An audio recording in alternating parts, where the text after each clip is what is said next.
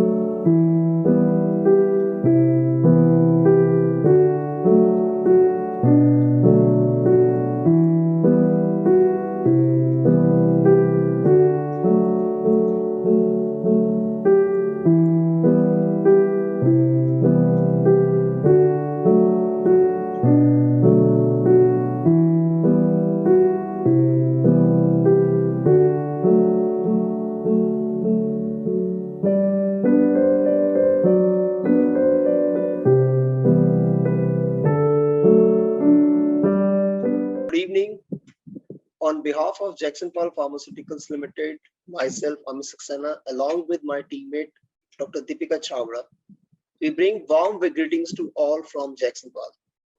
To improve the erectile function, Jackson Paul brings to you Lycorid soft gel.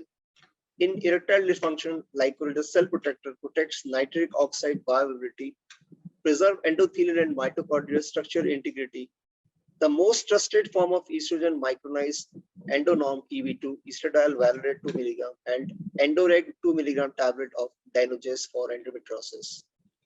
Under the aegis of Indian Association of Cosmetic Dermatology and Gynecology and Aesthetic Health Committee of Indian Menopause Society, along with Indian Infertility Society, Haryana chapter, Dr. Ragini Agarwal presents the second episode of Demystifying Human Sexuality.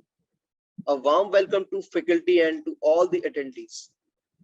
This series comes to you every Thursday, fourth Thursday of month. Please block your dates for further episodes for this series till year end. The webinar ID remains the same for all the episodes of the series. You can use the same joining link to join in every month. Once registered, you will be notified automatically about upcoming episodes every month. We have the chairperson with us, Dr. Sonu Balhara Alawat, Secretary, Indian Fertility Society, Haryana chapter, and Dr. Priya Vashne, Joint Secretary, IFS, Haryana chapter. Please post your queries by text in the Q&A box to be answered at the end. Please note this webinar is streaming live on Facebook and the recording will remain on Jackson Paul YouTube channel for reference and promotion. I'll now request the chairperson to kindly initiate the session. I welcome all.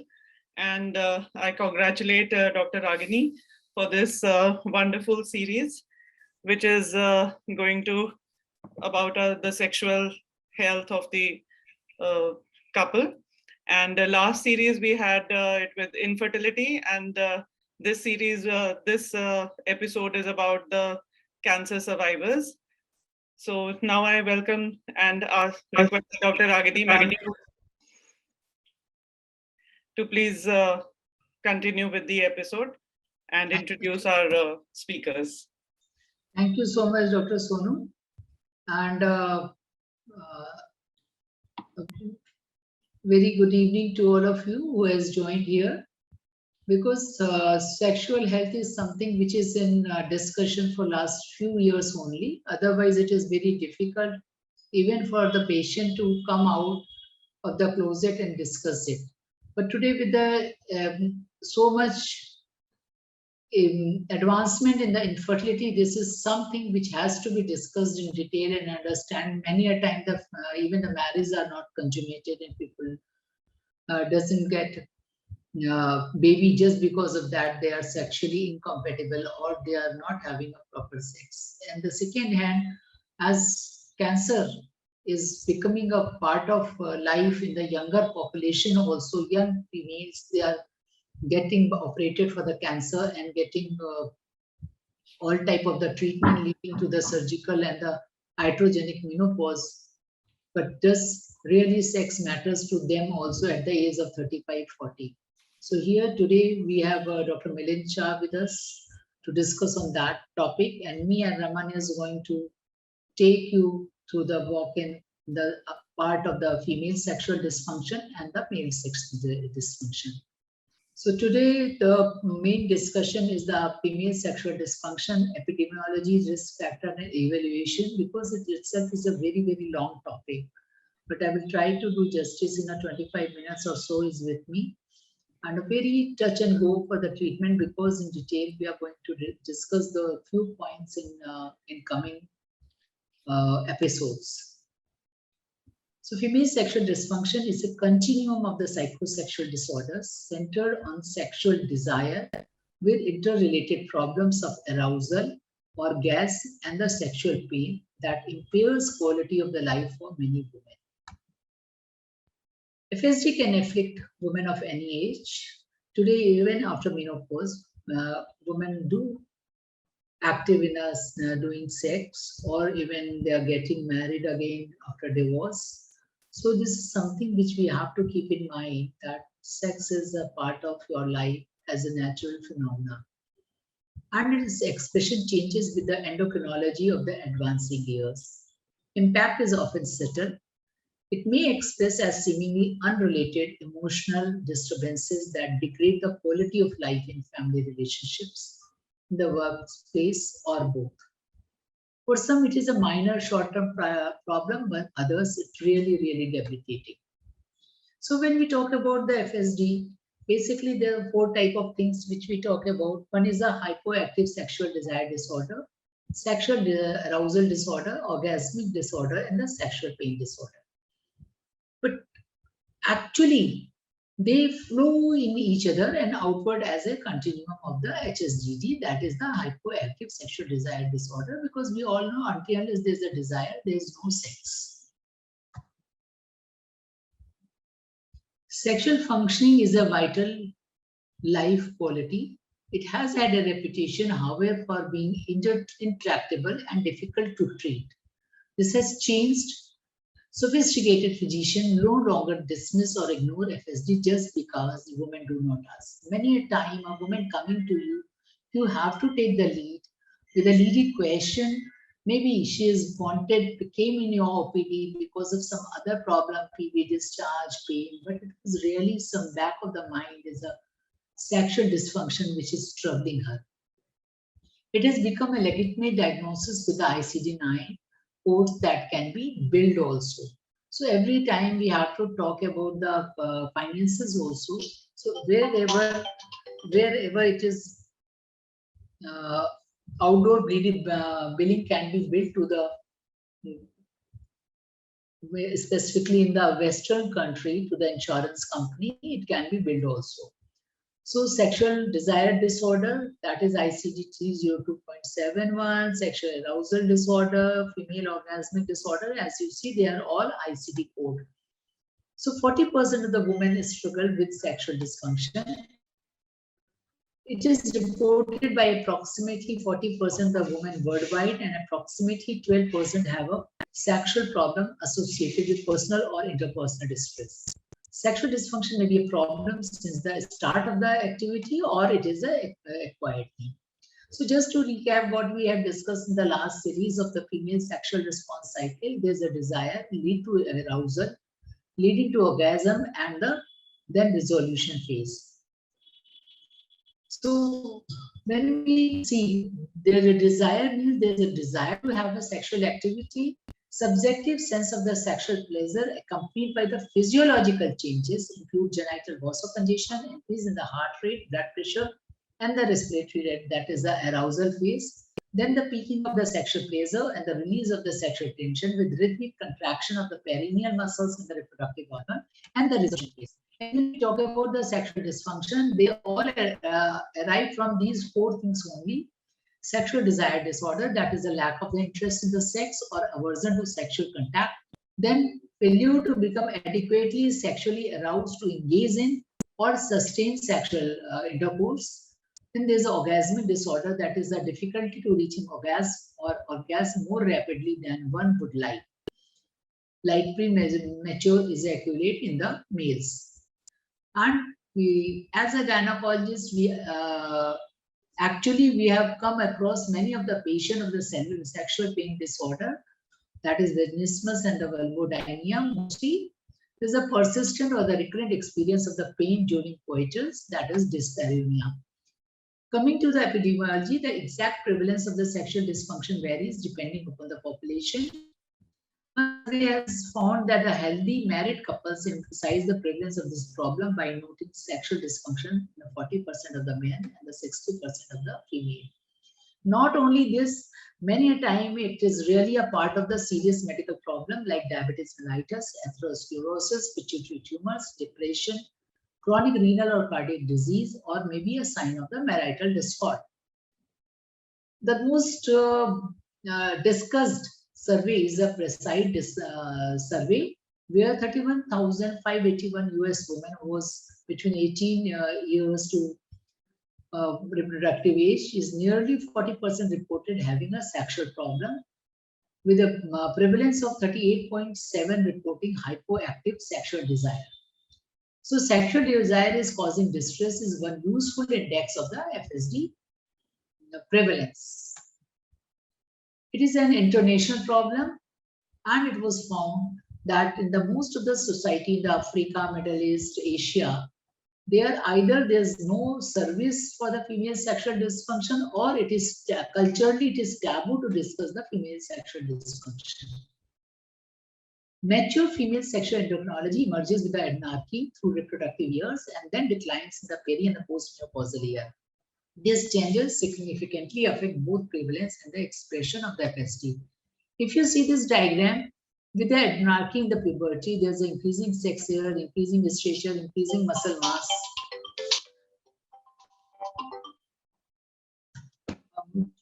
and the immune maturation. So in the menopausal, there's a loss of muscle mass, immunosenescence occur when the patient has reached through the menopause. So what are the normal changes actually a woman has when she engages in the sex? There's the erotic feelings and the vascular changes also characterizes the excitement in the female. Vasocongestion of the tissue deep in the vagina causes transduction of the clear fluid, that is the lubrication, and it acts as a lubricating function, and it may be lacking in the estrogen deficient states or a vaginal infection. Many a time patients, even a young patient told you that they are feeling dry. This dryness is nothing, it is a type of indication of the vaginal infection. Now this vasocongestion also creates a sexual flush in a more or less 70 to 75% women in the whole body. Labia majora vary in the response based upon parity, and multiparous women have developed an extensive vascular network in the labia majora. Labia minora double to triple in the size to all women with the vasocongestion, and inner portion of the vagina balloons as excitement continues. During orgasm, the inner one-third of the vagina continues to tent while the vasocongested orgasmic platform involving the perineal bulbocavernous and the pipococcygeus muscle rhythmically contract. Women frequently experience more orgasmic contractions than the men. After orgasm is a resolution phase, most women experience a feeling of well-being unless they are conflictual or guilty feeling. Some women report psychological satisfaction and relaxation without apparent orgasm too. So normal changes associated with aging may be misunderstood and require changes in the foreplay or the use of the water-soluble lubricants when there's a dryness because of the hypoestrogenic condition. So low desire was the most common thing in a woman, reported by 39%, low arousal 26%, and the 5% women reported both low desire and another sexual problem also.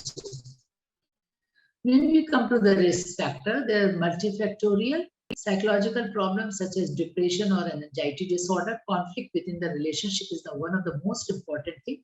Fatigue, stress, lack of privacy, issue relating to the prior physical or sexual abuse, medications, and the physical problem that make sexual activity uncomfortable like the endometriosis or the atrophic vaginitis.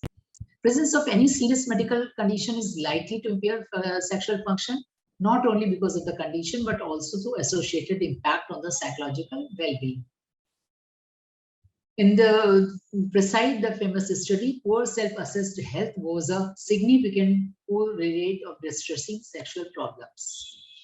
When we think of the age, And menopause, the prevalence of a sexual problem associated with distress was highlighted in women aged 45 to 64 years, around 15% highest, and the more than 65% is 9%. And when specific types of the sexual dysfunction were assessed, rates of the low desire associated with distress followed an age-related pattern.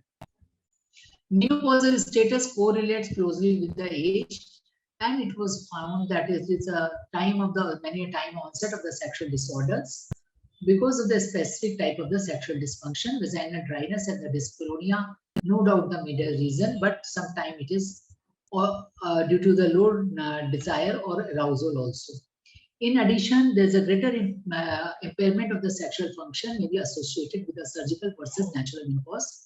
It was found that the surgical but not natural menopause is associated with the orgasm problem, and the decrease in the arousal were greater in women after surgical menopause. Basically, at that time, they are not prepared to become the menopause, and the surgical menopause leaves a trauma in their mind.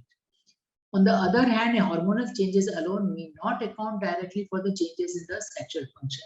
So there, one thing has to take, always remember, please don't go for the oophorectomy in the patient. If you are operating for the hysterectomy, there is no valid reason for the removal of the ovary in the age of 50, 52, even 55, just because she is going to hysterectomy to get rid of the ovary also, because if losing the ovary will lead to the decreased testosterone, and the whatever the libido is there, it will also gone. Coming to the psychiatric and the neurological diseases, it was found that the depression is present in 17 to 26%, and SSRI can cause low desire and difficulty with the orgasm, which is the most common medication when we give in the depression. So anxiety and the psychotic disorder are also a risk factor for this thing. Antipsychotic medication are associated with the sexual dysfunction in both men and women, and possibly that resulted in increase in the prolactin because of the antipsychotic medicine also leads to a gonadal suppression and affect the sexual function. But sometimes this antipsychotic medication can help the person also, specifically person having a premature ejaculation, as it will increase the ejaculatory time in the males. So women with the multiple sclerosis and the Parkinson disease report sexual dysfunction, the degree of which correlate with the severity of the diseases. When we talk about the gynecological issues, we have to talk about the childbirth. It was found that most of the women, they resume their activity between 3 to 6 months. Many a time in the patient who is having the episiotomy or the long period, they have take some more time to resume their activity. And given the extraordinary fatigue and stress associated with the arrival of an infant can be one of the reasons. Then pelvic floor and the bladder dysfunction also contribute for the sexual dysfunction, specifically in the women who are having the urinary incontinence or the pelvic organ prolapse or anal incontinence because of the low self-esteem and the leakage of the urine during the act make them put off this sexual activity. Then there may be the dyspareunia because of the painful bladder syndrome, endometriosis, or the prolapsed ovary or the big fibroids. These can also contribute in the sexual dysfunction. As far as the endocrine disorder is concerned, the hyperprolactinemia is only one thing which can be associated with the lower scores of the sexual desire, arousal, lubrication, and orgasm in a small study, but it is still very much not accepted. Hypertension again is has a risk of the sexual dysfunction, but because of the hypertension or antihypertensive medication, it is also not very, very clear. It was found in the study that the women who are on the beta blocker has more chances of having a female sexual dysfunction. Now coming to the medication and the substance effect. Medication and the other pharmacological active substance may affect the sexual function. If you see this list, no doubt the psychotropics really top the list, but there may many cardiovascular and antihypertensive medication, they also lead to the defect in the disorders. There are your hormonal preparation, they can also lead to the disorders. Then histamines, all your phenytoin, aromatase inhibitor, chemotherapeutic agents like the anticholinergic, anorexic drugs, they all can lead to a sexual dysfunction. Hormone contraceptive, although it was many times discussed, when you give to a patient specifically OCP, it decreases the SHBG and it increases the SSBG and decreases testosterone more. But in total, there is still it is controversial and it is not discussed as such. Coming to the substance use, nicotine may inhibit the sexual arousal. Chronic alcohol abuse leads to a hypogonadotropic state. Then poor mental and physical health, disrupted relationships, lower social status, and the financial instability is a main reason for the negative impact on the sexual function in their substance user. This is the, I think, most important thing is the relationship factor. If you are not happy in the relationship, because woman is a emotional person, if she has detached emotionally from her partner, it's very difficult for her to have a fulfillment on the sexual relationship. It will like a rape on the marital bed only, and to that she has to succumb. In longitudinal study of over 400 women who studied across the menopausal transition, sexual response was predicted by prior level of sexual function, a change in the partner status or feeling of the partner, demonstrating that the relationship factor were the most important than the hormonal determinants. Many times it is because of the sexual problem of your partner also. So all studies, they are focused on the history of the sexual and the physical abuse is a major risk factor for the sexual problems. How we have to diagnose? There's a recurrent or the persistent and cause personal distress or interpersonal difficulty. Only then we can say the person is suffering from the sexual disorder. Even American Neurological Association Foundation also emphasized the clinical importance of the associated distress. So this word distress is very important when we are labeling anyone for the sexual disorder. So we have just listened this thing that these type of the disorders are present. Coming to the medical history, the history and the examination is very necessary. Any condition when we are talking about, we have to go in the detail, organic, psychological, medication, and the substance related issues.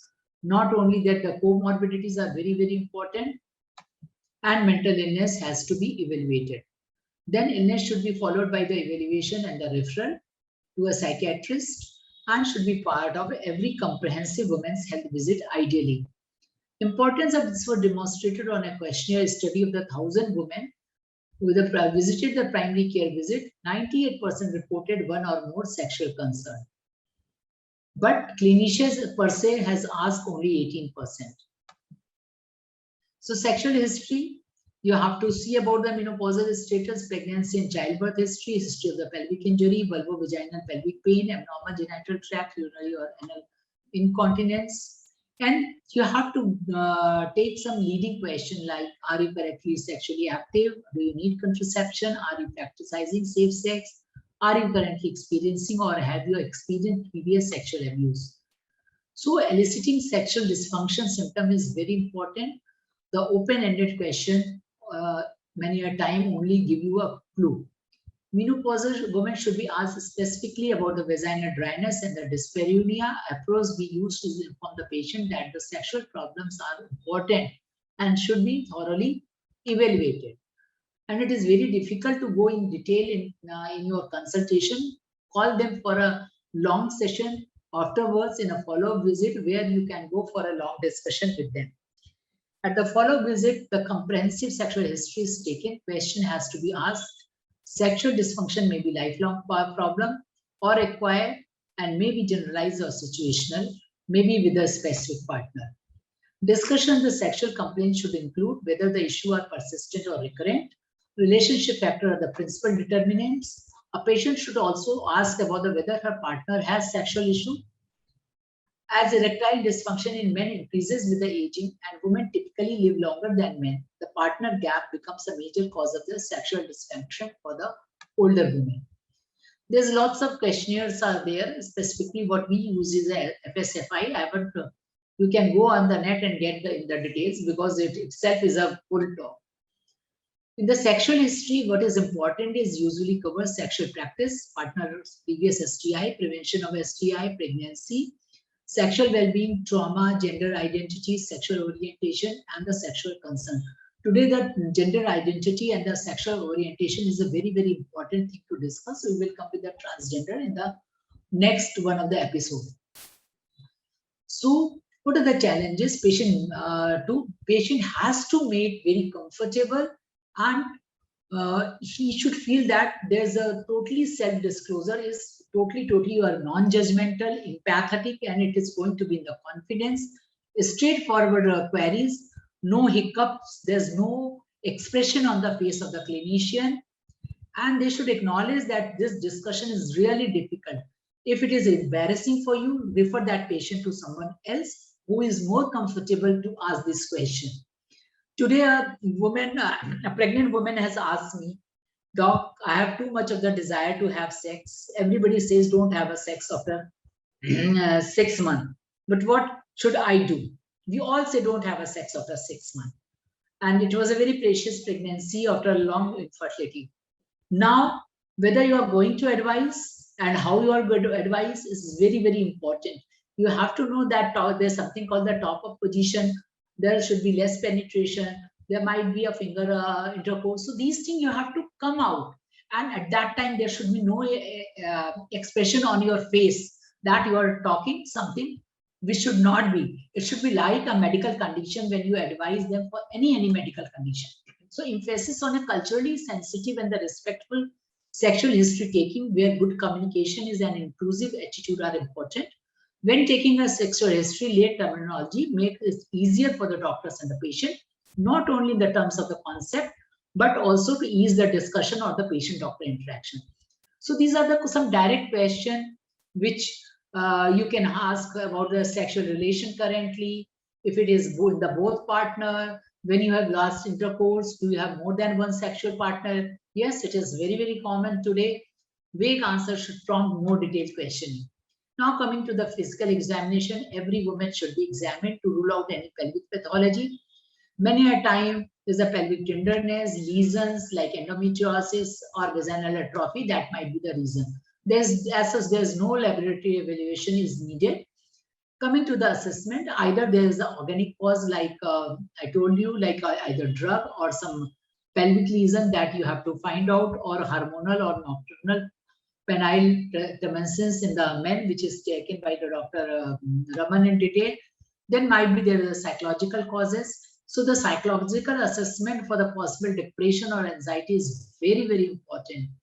And those patients should be referred to a person who is really knows this in a detail. It's a multidisciplinary. Today, everything is multidisciplinary. If you have a patient, don't wait to send to your colleagues who are more proficient. The patient is going to come back to you again. Exploration of the patient concern, the beliefs about the sexual function may uncover issues that can be addressed educationally or the thorough reassurance. Anxiety over the safety sexual activity may be present in both the medically ill patient and his or her partner. Discussing the safe levels of the sexual activity and dispelling myths is helpful, specifically with the patient with the cardiac problems. Then the psychological counseling, including the use of the sensation-focused exercise by both persons, can be helpful. This is usually best accompanied by the referral to a certified sexual therapist. Interpersonal conflict that result in the anger, resentment towards the sexual partner may require a couple therapy. Coming to the sexual therapy as proposed by the masters in the Johnson, is still the most commonly used form of the therapy, although it has many lacunas, but still we are doing this only, and anxiety was found to have an important role in the sexual dysfunctions. Main goal is to reduce the level of the anxiety related to the sexual situation and to improve the sexual skills and the repertoire. Communication skills, listening exercises, emotional expression, and the reflection and the conflict resolution are also important parts of the treatment. When what are the recommendations? Sexual complaints are reported by the 40%. Female sexual dysfunctions take different forms, including lack of the sexual desire. Diagnosis of the female sexual dysfunction is based upon the presence of the diagnostic criteria obtained through the medical and the sexual history. Endocrinology of the female sexuality is uncertain. Sexual function is strongly affected by the relationship and the socio-cultural factors. menopause is consistently associated with a dyspareunia. We have to look for that menopausal women because they are going to live another 20 to 30 years after 45 or 47. In general, sexual problem increase with the aging. Hormonal contraception, including estrogen, progesterone contraceptive, is unlikely to interfere with the female sexual function. Depression and anxiety are strongly associated with the female sexual functions. And we have to look out for the other comorbidity also. Medication, specifically antidepressant, are associated with the sexual dysfunction. Pelvic examination is required for the diagnosis only for the sexual pain disorders. And today with the laser, we are able to treat many women of the vulvodynia also, and with the Botox vaginismus also. Serum androgen should not be go for the testing. To come into the concluding remark, but despite all the discussion of the diagnostic criteria, there's much to improve in the sexual dysfunction treatment. Drug therapy has not reached a consensus, although some studies pointed out the bupropion as one of the alternative drugs. When it comes to sex therapy, still we are following Masters in the Johnson protocol. But it brings a question, if there's an effort to understanding the female sexuality, why the effort is not employed to improve the sexual therapy? It seems that the sex therapy has an efficacy in treating some disorder and has a positive effect in the sexual function, but the current literature has not clearly demonstrated that is efficient to all sexual problems seen in the clinical settings. Thank you so much, Up to Date and the Fertility and Sterility, for providing me the material and all the artists from where I have taken the photographs. Thank you so much for your patient hearing and sharing your precious time with all of us. Thank you so much. Over to you, Dr. Sonu. Thank you so much, ma'am. It was an excellent talk, and you have covered each and everything, like all the risk factors and the causes. The most important what you have said is that the sexual history is very important. Unless and until we don't know what the female is going through, we cannot treat her for that. And as such, many patients, they do not come out with the problems what they are facing. So it was an excellent talk. And now let's move on to the next talk. Dr. Priya, you please introduce Dr. Milind, who is our next speaker. Dr. Sonu, and thank you, Dr. Ragini, for a wonderful session. So our next speaker is Dr. Milind Shah. He certainly needs no introduction. He is a director from Naval Maternity Endoscopy and IVF Center from Solapur and Mumbai. He was a president ISOPOC in 2016 and 2018. He was a vice president FOXI 2011. And he was a Deputy General Secretary at FAOPS. Sir has numerous publications. He is a general editor. He is the director for many journals and for many associations. Welcome, sir. Sir, topics I will speak on cancer survivor and sexual dysfunction. This is important, very important topic, because we all deal with the cancer treatment, but this is the irony that after that, women suffer a lot of sexual dysfunction, which is the mystery and the hidden topic behind it. Welcome, sir. Over to you, sir, for your talk.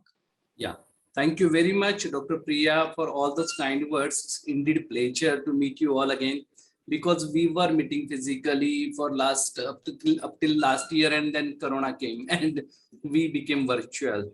I must say big thanks to Ragini, a very close friend of mine. Ragini and Anil are so close to us that always and always we keep on meeting virtually, or whenever they come to Solapur or I go to Gurugram. And this is a wonderful opportunity for me as well to share with you this small, actually, the words about the cancer patient and sexuality. So friends, thank you very much. I must say big thanks to Indian Association of Cosmetic Dermatology and Gynecology, the Aesthetic Committee of IMS, and of course the IFS Haryana chapter, Priya and Sonu for this wonderful opportunity, and also Jackson Fall for their academic support. Friends, we know that the cancer survivors face a lot of issues, and same is applicable to their sexual health as well, because we all know that the survivorship is very important after any major illness. Could it be cancer? Could it be some severe disease like even the life-threatening PPH? We know that the survival has become a very common after gynecological cancer because of our advances in the medical science. But it also poses a lot of questions. And one of the least addressed issues which we need to think about, and that's why I must congratulate all these three groups for thinking of this. How much embarrassment actually that particular woman must be facing, how people and families, especially husband, is ignorant about this particular issue. They never think about it as a priority and they never address it with a scientific way to lead for the further life. And of course, the resources are also very, very limited. But very proudly, all these women who survive of these cancers should say that, yes, I am a survivor and they should overcome all these problems. This I learned recently in last two pandemics of the corona. You know, people used to say, why you want to deliver the positive patients at this particular age? I said, I have realized that they go either to the government hospital or otherwise they don't have any access. I said, yes, I form a group. I form a people actually of like-minded actually qualities, and they came together to deliver all these positive women. And we realized, yes, we never contracted the disease, but we could give the character those services of giving good obstetric actually outcome to those positive COVID women. When it comes to the sexual life after cancers, so many articles you will see. These are some of the articles from the Western world as well, where we feel that people speak very, very openly about the sexual practice. And comparatively taken as a stigma in our country like India or the third world. But still, they feel that how to talk to your doctor. They find this question in their life. They always and always want to have a more and more insight for this particular problem. They undergo quite often very radical surgeries, and they may pose these particular questions that entire genital system got rocked and how I'm going to face my future life when I survived. Means this sexual dysfunction can become a sort of problem for their remaining life. It is defined as a problem during any phase of the sexual response cycle that prevents the individual or the couple from experiencing satisfaction from the sexual activity. There are so many organic causes. There are so many actually the inorganic causes as well, including anxiety, marital or relationship problems, depression, feelings of guilt, and effects of the past sexual trauma. But when it comes to the cancer, this actually cause, which is inorganic, takes a major lead. Range of sexual dysfunction amongst this female cancer survivor is seen, and they found in one of the study it's up to 70% of the women with cancer reported significant sexual dysfunction.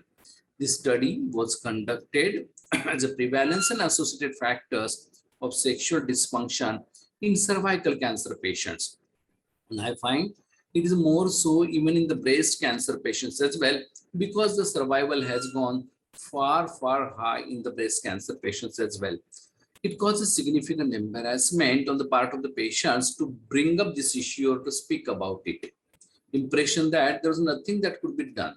And they feel that now, yes, that's the end of my sexual life. Not necessarily. Sadly, only 14% of the physicians who treat this cancer brought up this sexual dysfunction as an issue. And that's why even people don't know how to open this particular topic in front of their clinicians. As a result of early cancer diagnosis and therapy, the 5-year survival rate is closer to 50% or the more, even in the advanced cancers. The survivors must live in the peace rather than living in pieces.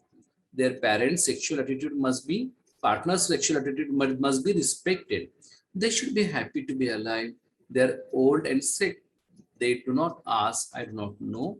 This is the way of thinking of medical professionals. But sometimes you can give some leading questions as well, because we know that there are actually human behavior which varies. For example, it's categorized with 7 subsystems: attachment, achievement, aggressive, dependent, sexual, ingestive, and eliminative. What is needed now in our patient is to see that how they are going to open up in front of you. 40 to almost 100% of the patients experience some sort of actually sexual dysfunction. which mostly not resolve after therapy. Almost all treatments after alter the sexual dysfunction, could be surgery, could be chemo, or could be radiation, or all those hormones and the substances which are used for the treatment of that particular cancer. It is not restricted only to the female, but even men, they suffer a lot. They get erectile dysfunction, they get decreased libido, they get impotence, penile of the testicular atrophy, infertility, their body image changes, and pain and affection of the physical well-being definitely lags. Women will experience menstrual dysfunction. They may experience early menopause, vaginal dryness and fibrosis, decreased libido, their body image definitely changes. And again, this affection part also causes a lot of problems. So these are the different treatment modalities which we see in the cancer treatment. For example, in male, the chemo, hormonal, surgery, radiation, or all those associated drugs which are used. And eventually, because of all that chemotherapy and hormonal things, because quite often they are given the anti-testosterone agents, which affects libido, which affects erection, ejaculation. Quite often they get the gynecomastia or even the atrophy of their genital organs, can lead to infertility as well. The radiation causes bowel dysfunction, and again the atrophy of genital organs and impotence is very, very, very common. Now coming to the surgery, I always say that the urogenital surgeries are very, very important as far as the sexual or the fertility potential is concerned. There are many urinary issues. Quite often they get retrograde ejaculation. Suppose we don't observe the respect to those nerves, disturb body image and pain on the site of at the site of surgery. So one need to think about it. Same is applicable to the women as well, because they also get the same sort of modalities whenever they get any cancer. And this chemotherapy again causes the change in the menstrual harmony of the hypothalamo-pituitary ovarian axis. They may get early menopause and all its associated problems like dryness or the osteoporosis. They get vaginal dryness, they get painful intercourse because of this dryness, and libido also gets decreased in this particular women. Radiation causes fibrosis, vaginal atrophy, decreased lubrication, decreased elasticity, and vaginal ulcerations as well. And then imagine with all these elements, how she's going to perform when it comes to the sexual act. Similar is the surgery. It causes bowel changes. We know the breasts are very, very aesthetic organ of any particular woman or the girl. And suppose they lose the nipple because of a radical mastectomy, what feeling they must be having? Pain at the site of surgery, disturbed body image, and changes in the vaginal size and the sensitivity, which leads to again more problems. The drugs which are used again have a lot of actually the problems related to the sexual function, and definitely it matters in directly about their relationship with the spouses, their marriages as well. The gender disparity in the rate of the partner abandonment in the patients with serious medical illness like cancer. One study was conducted by Glantz, and actually what he found that there are many actually the factors which are associated with the increased risk of divorce and separation. One is women's sex and the length of the committed relationships. So unless and until the counseling is done, there is always and always problems related to the marriage and sexual dysfunction, and one need to speak a lot about this sexual function in the spousal relationship. They're more likely to get hospitalized, less likely to participate in the clinical trials, less likely to complete the cranial radiation, less likely to die at home, and less likely to receive the multiple regimens of the chemotherapy. So all these females, suppose they undergo all these particular factors, can affect a lot of things. When it comes to gynecological cancer, the psychology plays a major role, because they feel this is a very intimate organ and there is significant decline in the women's sexual function after undergoing treatment for gynecological cancers. This decline in sexual function has a detrimental effect on a survivor's quality of life and marital relationship. But I feel this is a hypothesis. Suppose you do the inquiry. It is not so, because they are again a very as good as a normal, actually the human beings, normal female. And that's why I thought I must share with you this award-winning paper and these organizations which focuses on the women's sexual health based actually in the US. And they conducted this particular study, sexual and marital dysfunction in women with gynecological cancer. And they realized that so many issues related to it can be overcome. The aim of the study was to demonstrate a significant decline in the women's sexual function from pre-diagnosis to post-treatment for gynecological cancers. Pre-diagnosis because of the psychology, and post-treatment because of all those modalities. Could be surgery, could be radiation, could be chemo, could be various drugs as well. Then to explore how to decline in the sexual function post-treatment is associated with the change in the woman's marital relationship and the well-being. And this was conducted at the Department of OBGYN of School of Medicine in the US. This was 30 minutes survey which was recruited in given period, and primary outcomes were women with sexual dysfunction after cancer were compared to women who reported no sexual dysfunction using paired test and the chi-square test. The sexual function was equal to decline of 76 points in the FSFI score, and determined using RCIS, the reliable change in this statistics.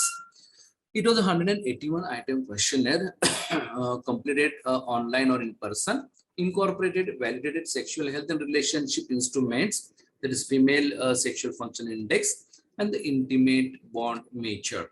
So what is this index? Again, it was a 19-item questionnaire specifically designed to measure sexual function in women for clinical trials, can be used on the healthy women and women with medical conditions like cancer, and the FSFI completed for both pre-cancer and the post-treatment, used as a primary outcome.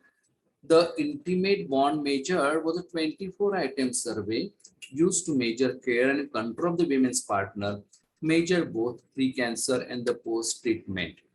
Almost 1,000 were recruited, but 320 got enrolled, and the sexual dysfunction was found almost 39%. 42% under 50, 95% of the relationships, and 21% under 50 and 83% of the relationship, that is approximately 61% were not having any sexual dysfunction. But you can see how much decline it has caused. The enrollment number, the completion of that particular survey number, because of the obvious reason. People are always having the restriction to speak about it openly. And they always feel that they should not speak very openly about it. Now you can see here again how it has a affection because of the race and ethnicity, where the white non-Hispanic people were more open enough to complete this particular study compared to the other people. Which type of cancers were included in this particular study? Almost all those genital cancers, and 61% were stage 1 or 2, and 39% were stage 3 and 4. And treatment modalities were almost the entire group, actually whatever we use in the treatment of cancer was utilized. And they found what was the difference between the before diagnosis and after treatment about the sexual function. It has declined 29% after treatment.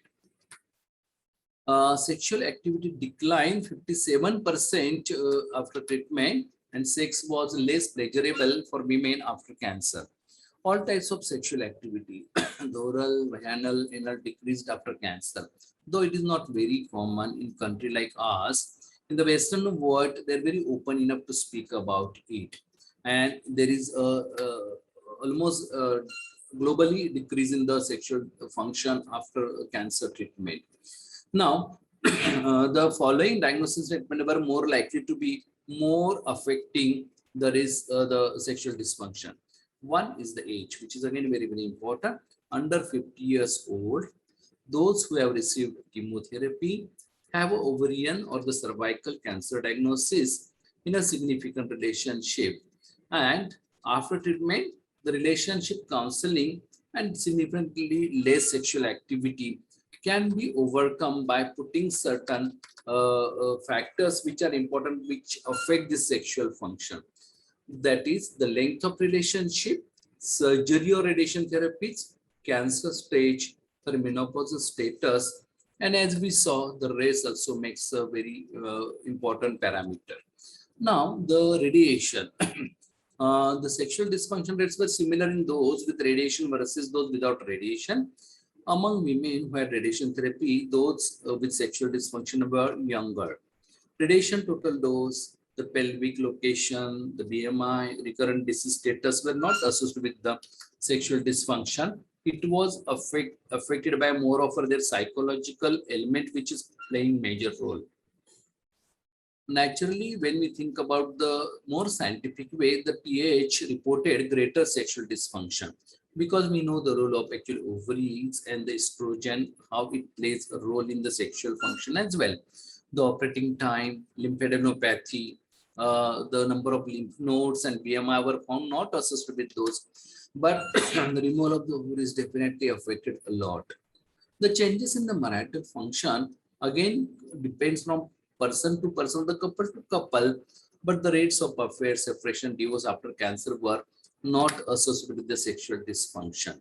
And that's why one need to correlate this, the sexual function and the marital status, which can give us a more actual insight to come out with that, below that iceberg, whatever is hidden in that particular family or in those particular affected couples. Now, psychosocial health, the sex was less enjoyable, frustration with the sex life. They were feeling depressed, the feeling was less of woman and losing confidence in sexual life. And always they were worried about the future of their sex life as well. And that's why, as I was telling you, it is not genital, but also the breast cancer also makes a major difference. For example, this one particular study which I came across by Anna Isabel, which concluded saying that sexual function was changed in women with breast cancer. The main problems included were penetration pain, desire, lubrication, and dysfunctional excitement. It could be because of so many actually other associated treatment modalities as well. And the other factors will need to be taken into consideration when it comes to the any non-genital cancer as well. Another original article of study of sexual function determinants in the breast cancer survivors by Justin Spear et al. And they also concluded saying that there were a lot of depression issues as well as relationship concerns as actually they undergo this particular treatment. Now, coming to the very important aspects of overcoming these issues, what are the solutions for these issues? The communication. Communication is a key. There is often a disconnect between what patients want in their intimate lives and what partners expect. Women want intimacy and closeness with their partners after their cancer diagnosis, and managing expectation is of vital importance. It reminds me of one very practical experience when we were there actually in Delhi itself for one of that summit which we had on the women empowerment. And many of our own actually the doctors were asked to share their experiences who were cancer survivors. And what one of the doctors told was really eye-opening. When the diagnosis of this cancer was done, she summoned her husband saying that first thing what I want to do is I want to change my entire wardrobe. I want to have a more number of the clothes and saris and gowns and so many things. But it realizes that it undergoes a lot of change in the psychology. And that's how when she survived, she realized that things can be done. Problem is when the solutions are there, there are so many hurdles which we always bring ourselves in the picture. For example, we always say that someone else will do it. Like for a gynecologist, I will say, I have done my work. Now let the counselor do or the psychologist do it. But suppose we do it cumulative, I'm definitely sure that it is going to go a long way. Some of the doctors have tendency saying that patient never asked about it, so they must have not caring about it. Not necessarily. One or two leading questions can bring or can clinch that particular problem more effectively. Some of them they say I don't know how to help or have a time for that particular thing. It's your actually outlook, but you can involve more of your team members and you can take this particular issue more seriously as well. Some of them, they say they should be happy to be alive. Why they want to think about the sexual life? No, is that a correct actually the comment or the remark? Of course not. Only keeping them alive with no emotions, no enjoyment. Is it going to keep them alive? They will be just like dead bodies kept alive. So we should always respect about their feelings as well. Some of them, they say that they are too old and sick. Why to think about it? But we know that there are quite young population as well. Similar happens with ovarian cancer when it comes to the young girls as well. Now, many of them, they say that I don't have specialized education about this counseling. Yes, understood. But in that particular case, there are so many certified counselors available in every city of India now. Many actually the institutions, many of the universities, they conduct certified diplomas in this counseling. For example, in my own center where we cater the services of infertility, I may not be the very actually perfect person to speak a lot with those particular patients, but my certified counselor does that job very effectively, and that's how the people are very, very happy. When it comes to the sexual function, people always take the excuse that I'm not married. And this one, actually, I learned it, from one of my very senior OBGYN friend who was unfortunately unmarried. But yes, still you can address their issues. If you're not married, the couple is married and they want to have some solutions to that issues of sexual function after the cervical cancer. So using a good, actually small steps like good high and lubricant is likely the single most effective intervention after counseling and communication for especially this group of women. Use a soft lubricant that is odorless. Higher end lubricants are often more effective. Goopy, sticky fragrance products can be a mood killer. Using a vaginal dilatus, particularly with lubricants, can help with the vaginal elasticity. Now, we have so many gadgets also nowadays available, various energy-based devices, various substances like Botox, which we can utilize for this particular problem. Now, one need to also manage the expectations of the partner of the or that particular couple as well, that they can think about the other options. They need to concentrate, but we need to boldly tell them that the cerebral sex is again very important. So foreplay and also plays more importance compared to the intercourse or the orgasm. And that's why one need to tell them about things. That intimacy can be many things and sex can be pleasurable for both parties when couple think outside of the box. Simple, actually sympathetic conversation also can bring a lot of pleasure as far as the relationships are concerned. For the men, non-coital orgasms, sometimes little support of all those drugs like sildenafil or maybe the other phosphodiesterase inhibitors, penile injections, androgen replacement therapy, combination sometimes of all those things, or even prosthesis if there is atrophy can play a major role as well. And same here with the women, as I told you, the lubricants, giving them good, actually the training of the Kegel exercises, dilators, some surgeries, if at all someone else, as it was commented by one of the patient, robbed my vagina, we can think about the grafting and other actually surgeries and the Eros clitoral therapy as well. And otherwise, suppose you want to go non-invasive, all those gadgets are, energy-based devices are definitely for your rescue to overcome this particular problem.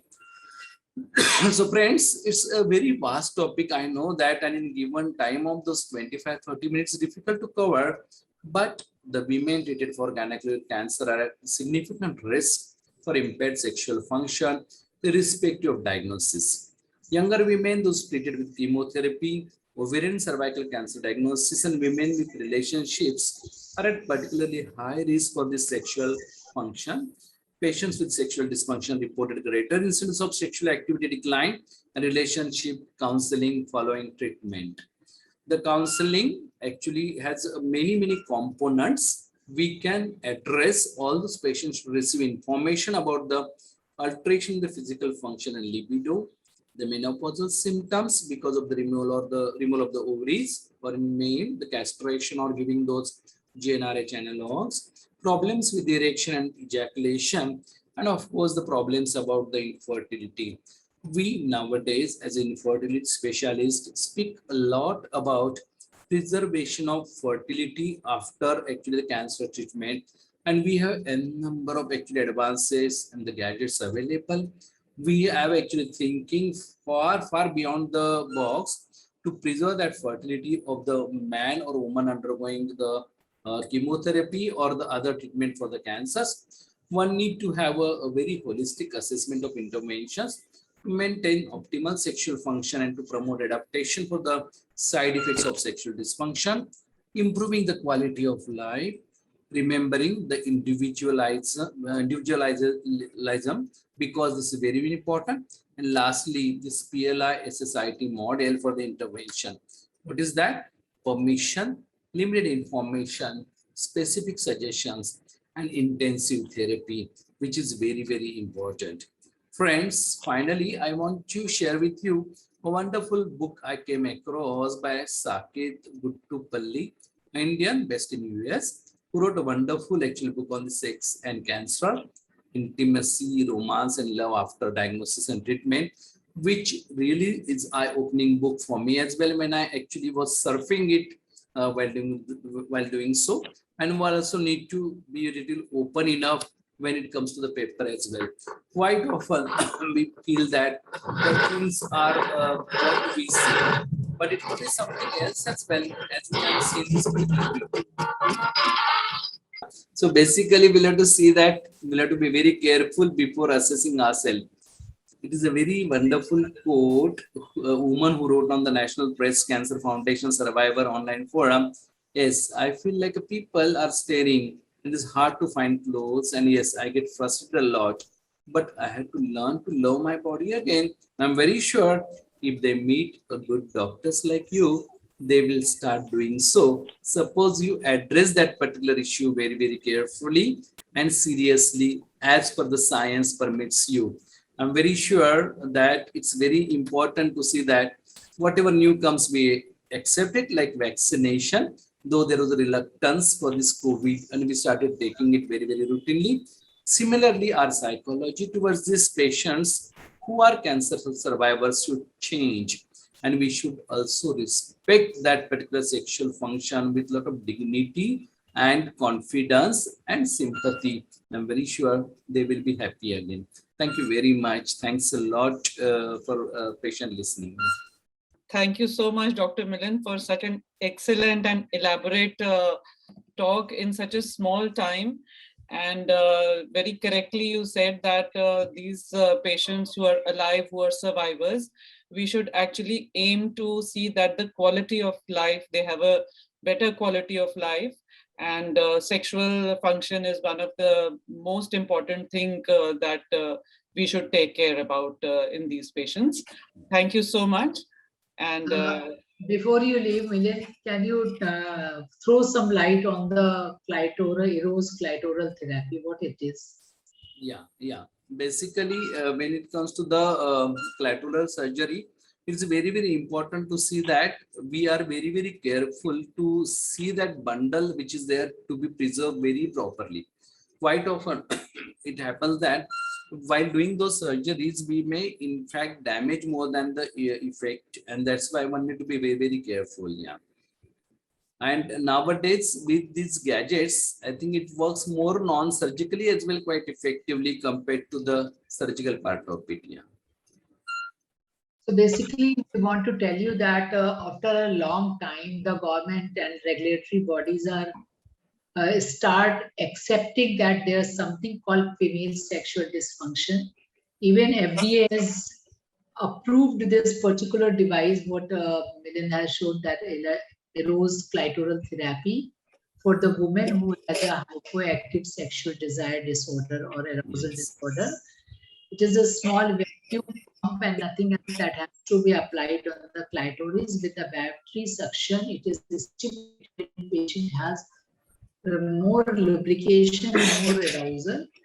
When this study was done, it was done on the with a control that 10 women are normal and the 15 women are having the sexual dysfunction. And out of 15, the 11 has a really they experience the orgasm arousal first time.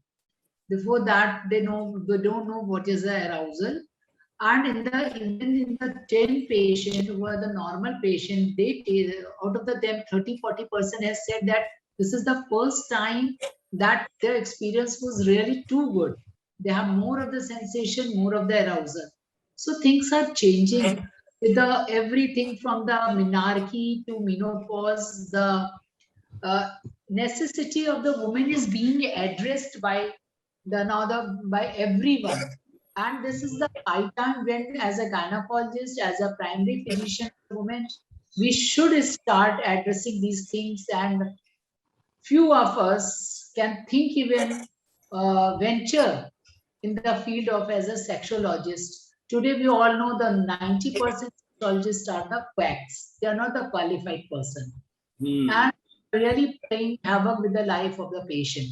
Specifically, the infertility specialist, for you, it is very, very important to be understanding sex therapy or the sexual disorders in the male and female both. That's why only in this particular series, we have taken the help of a andrologist also to give an insight in the field. Because you totally agree with me, if a patient is not satisfied in the bed, many a time we all know that a person is not able to conceive. There's a lots of psychological block, psychological anxiety, and the psychological stress will result in a non-conception. It is a very big thing, that is stress. So until unless we have a proper sex clinics or qualified person to come forward as a sexologist, it is not going to change the life of the patient. And second thing which I want to discuss till Dr. Raman joins is when we have a patient, many a time patient comes to you, we are not able to consummate the marriage. And if you don't feel comfortable, your knowledge is not complete. It is not something that it should not be taken on the ego, or just thinking that this woman is having some problem and it to be एक lubrication लिख दिया या कुछ लिख दिया and said that patient that you have to go away and come after 3 months. Actually, before coming to you, she must have tried all those lubricants and everything. And she has taken a very, very big step before she is coming to you and talking to you about this. So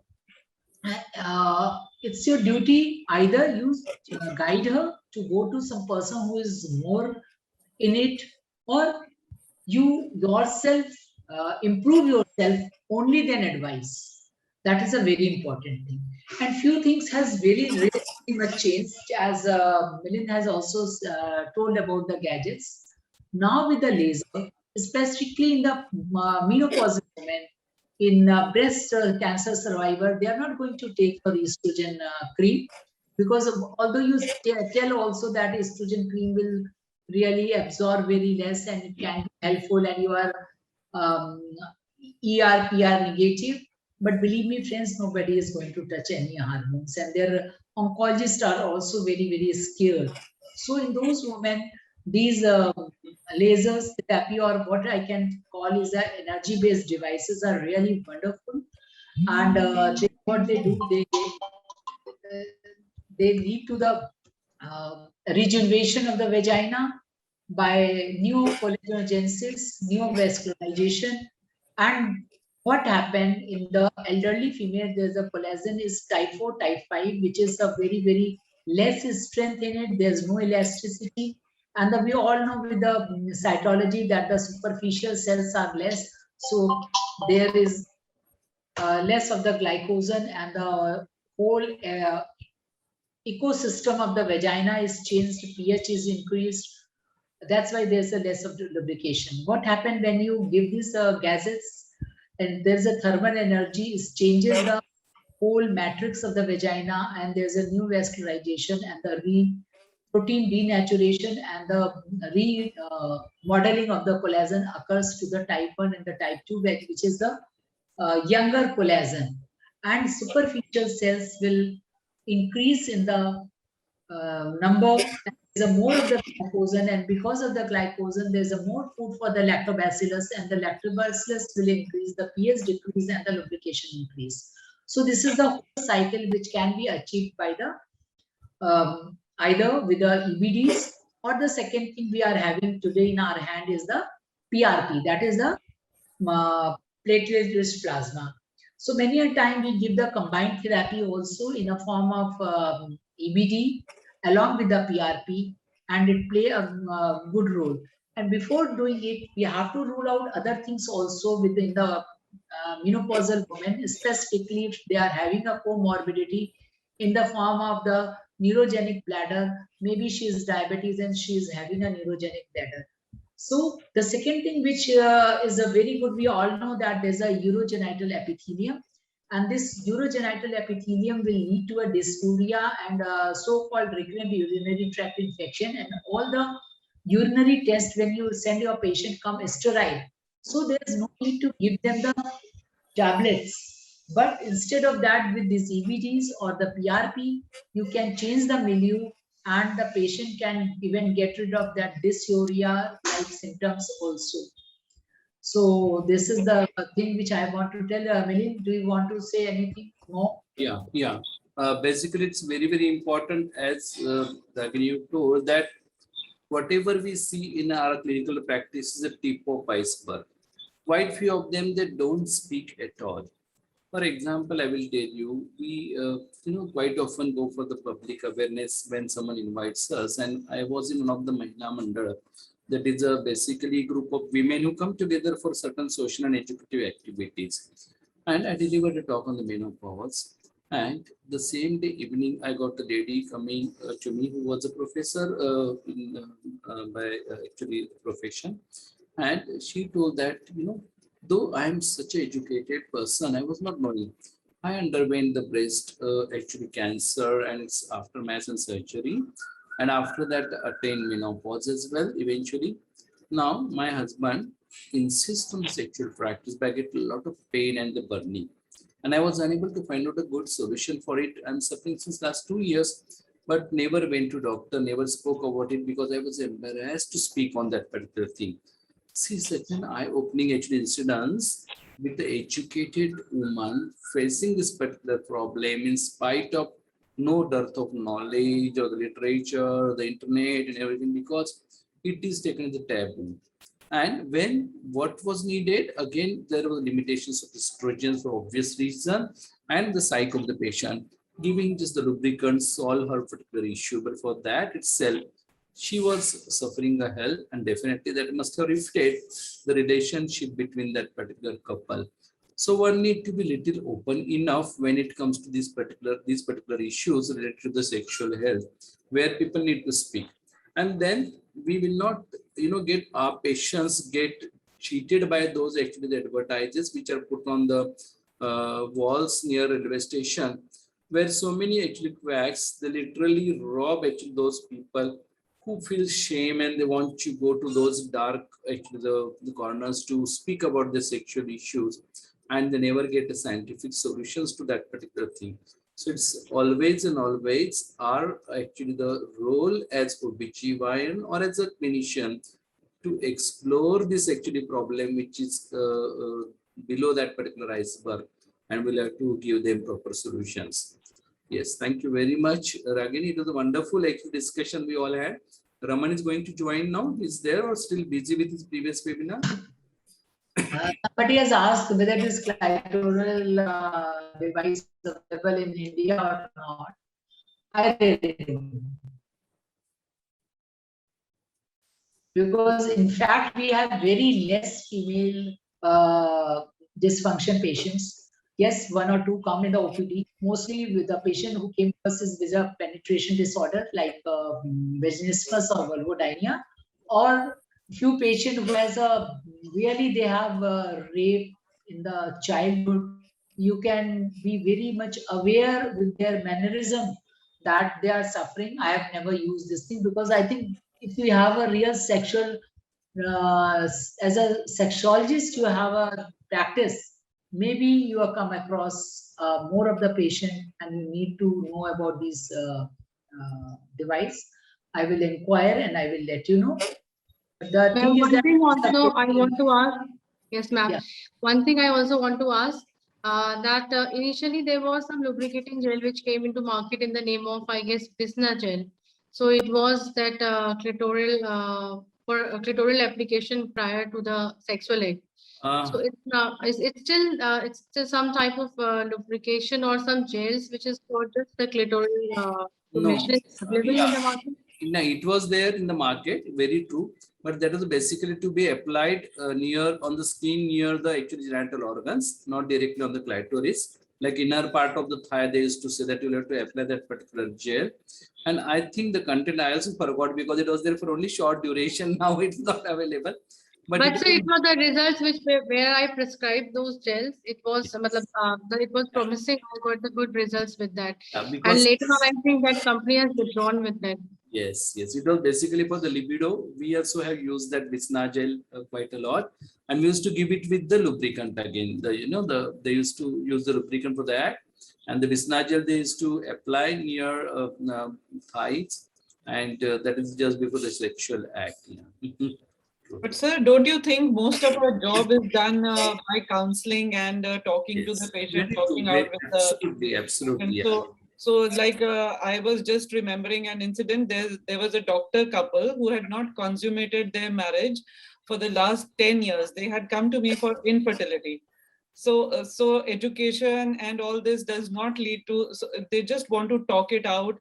And being a doctor, if you're sympathetic and you just explain things and you be patient with and help them out, like they came regularly for 3 months and just with counseling and a little bit of maneuvers, they Yes. conceived after 6 months on their own. Not even an IUI was required. So 10 Exactly, years yes. they had suffered. Yes, yeah. There are so many very true such. Recently, last week we met with one actually representative, company representative, and it was the same issue. They were not knowing about it. So little counseling, not even much as what the sexologist must be doing, but little counseling makes a major difference to give them knowledge. And being sympathetic and just addressing Yes. their issues and Yes. just listening to them also, I think makes a lot of difference to these couples. Yes. Good. One thing I like that, yes, along with the fertility preservation counseling, which we now do in cancer patients, the psychosexual counseling should also be a part of that cancer treatment. And it should be done by a proper counselor because we don't have such a way of counseling which the proper counselor persons have. This is really should be included in the treatment of that any cancer therapy, especially the gynecological and young women cancer sufferers. Yes, very true, yeah. Good, nice to see Raman. Hi Raman, how are you? Hello, Milind sir. Thank you so much for holding the fort for me. Hello, Ragini ma'am. Hello, all the experts, Dr. Sonu, Dr. Priya. Thankful to all of you. We just finished our lecture on semen analysis at ICOG. They had their Now you series have of to work upon the lectures. another lecture that is a most important topic Yes, which we normally as a fertility expert face. So this topic comes before the topic of semen analysis. Yes, This should have been before that. Right, ma'am. I appreciate it. And thank you again. I think if all is well, we can start with the slides. I have kept it very bare minimum again. We'll do more of talking than have the slides. So I'll just introduce you in a brief, our very own Dr. Raman Tawar, who is the program director, and he's going to speak on premature ejaculation today. And he's the andrologist and chief urologist at Eurocenter Jyoti Hospital, Gurugram. So Dr. Raman, over to you. Thank you so much, ma'am. Thank you for the honors. And basically, ma'am, today, as we discussed with Dr. Ragini, we are basically creating a series on common sexual problems for both male and the female. I'm unfortunate that I missed the talk that Dr. Ragini had to give, because I think that was also a very pertinent talk, and it had something for me also to learn from. But I think I will probably ask her offline, or maybe have a look at the recordings subsequently. We'll get the recording. Deepika is a wonderful person who always records. Right, ma'am. So basically, we're just moving to this presentation of mine on premature ejaculation. And premature ejaculation means that somebody comes earlier than they want, right? So basically, it's like a premature delivery happening. So when not intended. So I hope you can see the slides, all of you. And basically, we have a very good podcast around this. So we had once done a series of podcasts on men's health. And we had Dr. Egejan Sherefolo, who is the editor-in-chief of the International Journal of Impotence and Impotence Research, IJIR, basically. He is a professor in Turkey. And basically, he and I had a discussion on a podcast about premature ejaculation. So I think after this talk, if this talk intrigues you a little too much, then you can go to this podcast and you can hear the episode 7 of this podcast. But since the time is running short, I have about half an hour only, and I want to keep most of the time for the discussion because I think a lot is going to come out from the discussion. So I'll just keep the slides brief and to the point. So how do you define premature ejaculation? Now, this has been a pain and for everyone, every andrologist for ages, because there are two things with every man. One, that they want a bigger penis, and second, they want to last longer. So this is true with every man that will present to a clinic. So premature ejaculation, though people will say that they have premature ejaculation, probably they don't. And sometimes it's just over expectation from themselves. That's a reason for them presenting to the clinic. So the typical definition is that ejaculation that happens prior to or within about 1 minute of vaginal penetration. Sometimes this could be 2 minutes also in various other definitions, but 1 minute at least it should be there. And now what has been added to this definition by the European Association of Urology is that any clinically significant and bothersome reduction in the latency time, often to about 3 minutes or less, is also now classified as premature ejaculation. That's a big relief for many patients whom the doctor would say, no, you don't have any problem as per the definition. Now you go back home and do whatever you have with your time. So there it has been a big relief because there were many patients who said they had timing of 2 minutes or maybe just 3 minutes, and they were not fitting into the definition and they were being rejected by the andrologist or the sexologist, so-called, in various other countries where they are doing this kind of work. And the patient could not find any relief. So they were taking on-the-counter medication. So that definition change has made a big paradigm shift now. And we understand that it is not just the actual timing, but also how the patient perceives the timing. If he feels satisfied with that timing, or whether the partner feels satisfied with the timing, also becomes important according to this. Because if the partner is unsatisfied with the timing, then again it becomes bothersome for the patient himself. So this is about the definition of premature ejaculation. Now, how does it happen actually?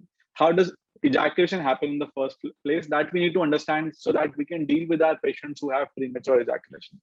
So first thing is that there is a series of phases with which basically sex happens. So there's a phase of emission in ejaculation, and there's a phase of expulsion. So basically, this was the podcast that we were talking about with Dr. Professor Egejan Sherefolo, the editor of the International Journal of Impotence Research, with which I did a personal one-to-one talk on premature ejaculation, and we pointed out to various pain points when it comes to premature ejaculation. Coming to the definition again, that it should be 1 minute at least. That is the technical definition. And if it is causing any significant bother to the patient, then even up to 3 minutes or less is considered premature ejaculation. Now, how does it typically happen? There is a pathophysiology behind it. So there are 3 phases when ejaculation happens. One is emission, the other is expulsion, and the last is orgasm.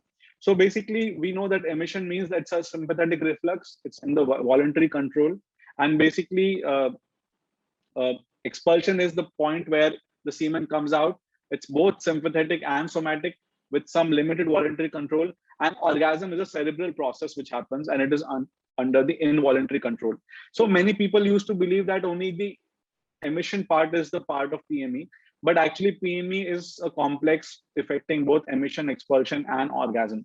So with that new understanding, what we will be able to see is that we will be able to use many more drugs in our clinical spectrum to take care of this situation.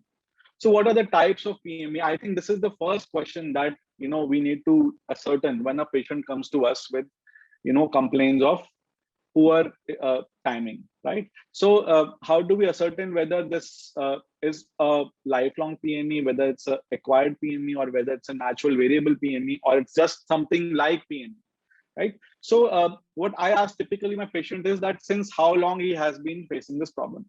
Is it happening only with this particular partner? Is it happening since he became sexually active?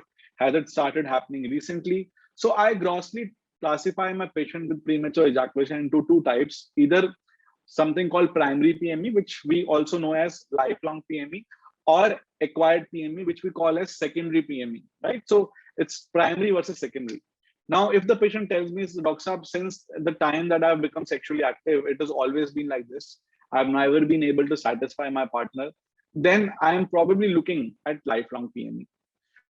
If the patient says that, I was able to do well earlier with my other partner, after that I got married, things didn't take off, and it's not been so good for me ever since. So, and sometimes when I'm going back to my previous partner, then it's good again, then I'm looking at an acquired PME.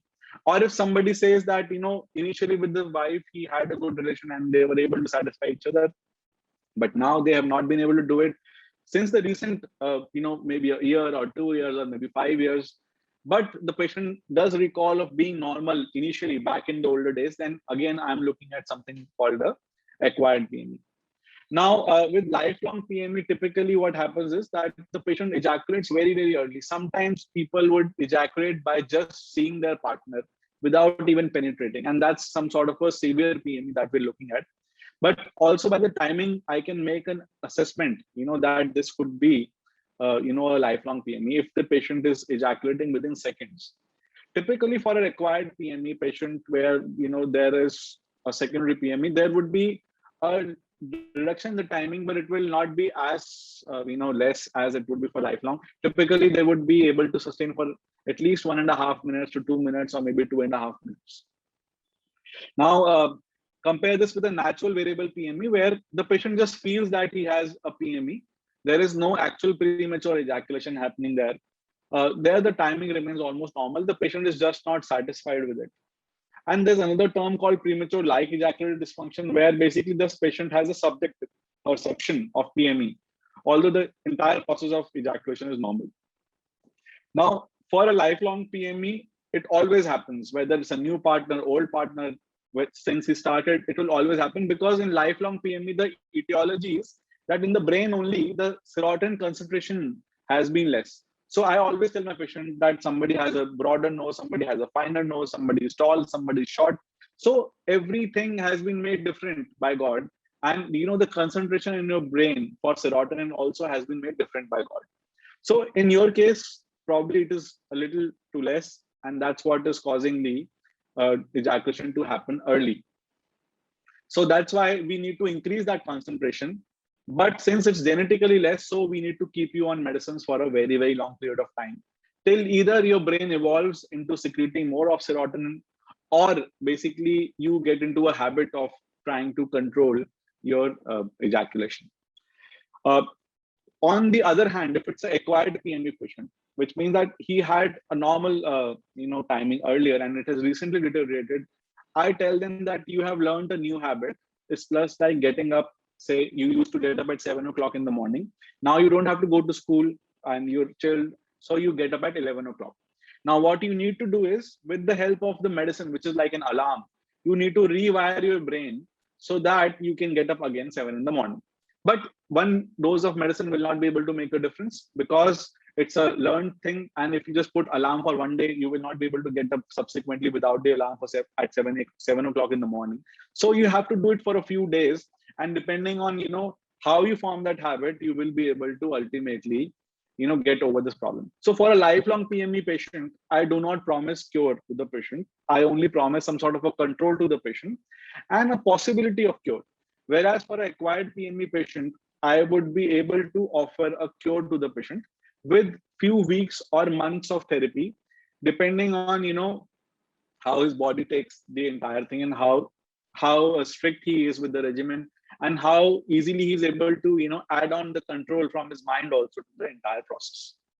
Now, typically for lifelong PME, the etiology is neurobiological. As I told, it's genetically governed. Whereas for acquired PME, it's usually some sort of a stress. So the patient would say, recently, Dr. Saab, I had a lot of problem with my job, and since then it started, or recently maybe I had COVID and then it started, so that kind of etiology the patient will be able to give, which again helps me decide, whether this is primary or secondary PME.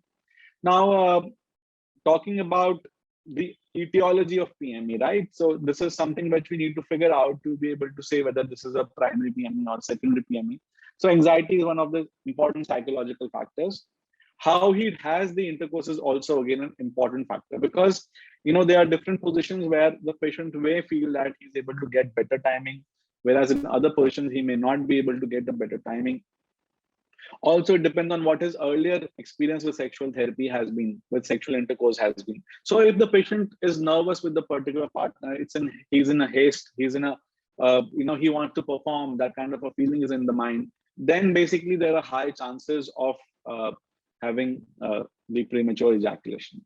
Also, how comfortable he is with the partner. So many patients have PME initially in the early days of their marriage, and then as they become acquainted with the partner, they kind of have a learned behavior. So then basically the chances of PME reduce, the timing increases.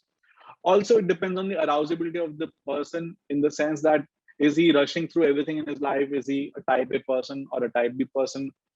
Also, there are other things like, how he regards his partner. Sometimes in an arranged marriage, the patient doesn't like the partner, and this kind of thing manifests as a psychoanalytical situation. Now, there are biological factors also. For example, the genetic we already talked about. Now, phimosis is a very important condition where there could be a PME. So that is something which requires the urologist to examine the patient, because there could be a tight frenulum, it could be a tight foreskin. The patient doesn't pull the foreskin back while taking bath, and because of that, the glans is always covered and it's extremely sensitive.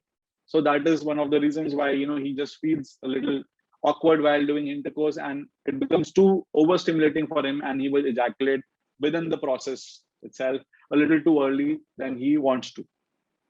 Many neurological conditions can also cause PME. So we ask about sensations, about any medications, because a lot of medicines also can cause PME. And then we look at certain biochemical variables like the creatinine. Sometimes we look at the ions also, calcium, potassium, magnesium.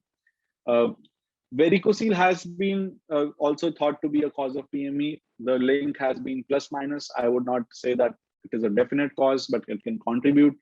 And then basically, whenever there's a sexual dysfunction, that becomes a very, very important cause.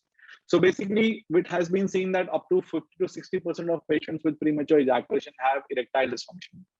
And they sometimes feel that it is the erectile dysfunction which brings them to the urologist, because when the ejaculation happens, the penis of course goes down, because it goes into a stage where the orgasm has gone. And then basically the patient would feel that they're not able to perform further. So they would rather come for erectile dysfunction. And when we ask the history, they will say that yes, they ejaculate early. And then we tell the patient that when you ejaculate, the erection is going to go. So you have mainly a primary PME, which is leading to erectile dysfunction, and not erectile dysfunction itself. So basically, erectile dysfunction in itself can also contribute to PME, because it increases the anxiety of the patient while having intercourse, and that can basically lead to early ejaculation. So that's all about what are the causes, and we've already discussed what history to ask. So all our history is going to be focused on these various causes and the various factors, and eventually let's come on to how to treat the patient, right? So there are two forms of therapies. This is my last slide, because I think we want to take up practical questions more. So typically what happens is that first and foremost, we ask the patient to change the lifestyle. So lifestyle change in the sense with regards to sexual intimacy only. So first thing that we typically ask the patient to do is to masturbate before they have their relationship with each other. And typically what it does is that it exhausts a lot of serotonin, and the brain produces it again. And they get a time increase of maybe up to a minute with this kind of an activity. The second thing that has been so very well, described, but nobody knows what it is the Masters and Johnson technique, the stop start techniques, the stop squeeze technique. Now, typically, how is it done? I want to tell you because, so that at least you can inform the wife, or if the husband is there, you can tell them about these basic things. So here, what we ask the patient to do is that initially for a few strokes, they would go on, but then either the partner will squeeze the penis so that, the activity stops, and, the entire process converts into some sort of a discomforting thing for the couple, and the climax suddenly goes away. So entire serotonin suddenly becomes available to the brain to maintain the climax. Or what happens is the patient, the male partner, he will stop in between stroking and then basically start thinking about something else apart from the partner, apart from the fantasy, and that gives the couple some sort of a time. This is the start stop technique and the start squeeze technique. So apart from that, what we can ask the patient to do is, if we think that the cause is some sort of a peripheral hypersensitivity of the glands, then we offer the patient a thicker condom, or maybe a couple of condoms to be worn. But the practical problem with that is that, one of those condoms will slip over the other, and typically thicker condoms are very difficult to procure in the West. They are easily available. A wide variety of condoms are available. But for a common man, we don't have a lot of variety here in our country. So that's one of the other things that, we can offer, which is a thicker condom to the patient. Apart from that, we can ask the patient to desensitize the glands by chronic exposure. So what we typically tell the patient is, while taking bath, you should put hot water, put cold water over the glands so that, it undergoes some sort of a keratinization, and you kind of become habitual to the sensitivity, and then you're able to enjoy more. You're able to, get some extra timing as well. And this is a very helpful tip. It also helps, if the patient takes some steroid creams, and it will allow the foreskin to go back, slide back easily. Or ultimately, the patient can be offered circumcision if the phimosis looks like a possible cause for the premature ejaculation. So this is something that, we can do initially as just lifestyle changes form of a thing. Once this has already been in progress, then we can offer some therapies to the patient. So typically what we offer is a serotonin reuptake inhibitor. So many of them are available. We have paroxetine, which is my favorite. The only available FDA approved drug is depoxetine, which is available by various brand names. Its dose is 30 mg, and typically it can be used SOS also. So we have to ask the patient whether he is in a permanent relationship and is regularly sexually active, or is it only for the timing that the patient is sexually active, occasionally because he does not have a available partner and gets exposure only off and on. In those cases where the patient is sporadically sexually active, we can offer them depoxetine 30 mg SOS basis 2 hours before the intercourse. But if the patient is regularly sexually active, then basically we offer the patient some sort of a daily dose serotonin reuptake inhibitor like paroxetine, fluoxetine, sertraline, and rarely clomipramine because it has a lot of side effects. So that has to be told to the patient and then given. If we find that the patient does not just have a central mechanism, but the penis is hypersensitive, then it does very good to add some sort of a eutactic mixture of prilocaine and lignocaine. Typically, the cream comes as a thick paste, which has to be applied on the glands after pulling the skin back. And the patient would apply a sticker, which helps the cream to stay in the place. And then eventually before the intercourse, he has to completely wipe off the cream because otherwise it will go into the vagina and make the partner's vagina numb. And the partner may complain about it or cause some sort of local itching around in the vagina. So it has to be completely clean before the patient goes in for sexual activity. So a typical algorithm is basically to, again, assess the degree of bother for the patient, the timing that the patient has, look at the onset and duration, look at how the relationship of the couple is, look at any medical history, and then check physically for phimosis, tight frenulum, local issues, all those things. Then we do the counseling, tell the patient that you either have it or you don't have it, and then lifestyle changes. And then basically start patient on pharmacotherapy. So depoxetine on demand, that's the first choice. Then the others, plus behavioral therapy, stop, start techniques, squeeze, and sit, focus techniques. or a combination of these treatments along with the topical anesthetic, oral tramadol. All these medicines are also quite helpful. I think that's something about premature ejaculation in a gist, and we can probably now discuss some questions that all of you may have. Thank you, Dr. Raman, for the excellent talk and destructive evaluation of the subject. And yes, we normally, as a fertility expert, we faces a lot of patients complaining these type of problems. And this is actually maybe a sexual or behavioral therapy. A totally team approach is the treatment answer for this. Thank you, Dr. Priya. Thank you so much. So So thank any you questions for- that you guys have? Otherwise, I think it's quite clear that you have to first differentiate between a primary PME from a secondary PME. If it is either of them, the treatment remains the same. You ideally have to refer them to an andrologist eventually once they are off the clinic and off your grid. And meanwhile, you can offer them behavioral therapy through the start, stops, squeeze techniques, and using thicker condoms, masturbation before intercourse, and otherwise put them on depositing 30 mg on an SOS basis half an hour before intercourse. Thank you, Dr. Raman.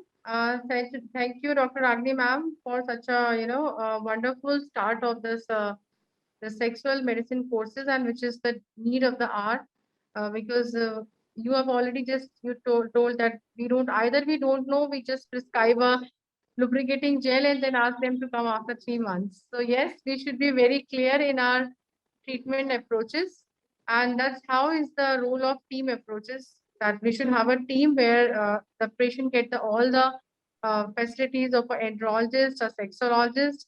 And yes, the plight is really we don't have proper sex clinics in India. It is all being maintained by our quacks only. So it's really a very great initiative, ma'am, and it's really would love to be a part of this. Thank you, ma'am. Thank you so much, Priya and Raman, and we will come again on the next month, 4th Thursday. Please log in, and thank you all delegates, and over to you, Deepika. Thank you so much, ma'am, for organizing this series of Demystifying Human Sexuality, which comes to you every 4th Thursday. It is 5 to 7 p.m. And you can note down that the next one is now coming up on 23rd of September. So Jagsonpal presents to you Lycored soft gels to improve the erectile function. Lycopene in Lycored improves the endothelial nitric oxide, improves the low-grade inflammation, and improves oxidative burden of ischemic erectile tissue. Also reduces oxidative stress and so improves the erectile function. So in erectile dysfunction, do prescribe Lycored, the cell protector. The most trusted form of estrogen we have is micronized Endonorm EV2, estradiol valerate 2 mg. And for endometriosis, we have Endorec 2 mg tablets, Dynogest. My teammate, Mr. Amit Saxena, joins me, Dr. Deepika, to thank the respected faculty and all the attendees with us today. Thank you for joining in. Hope to see you again tomorrow for a CME on IUGR and Doppler, organized by South Vridhunagar OBS Gynae Society. Thank you very much. Do join.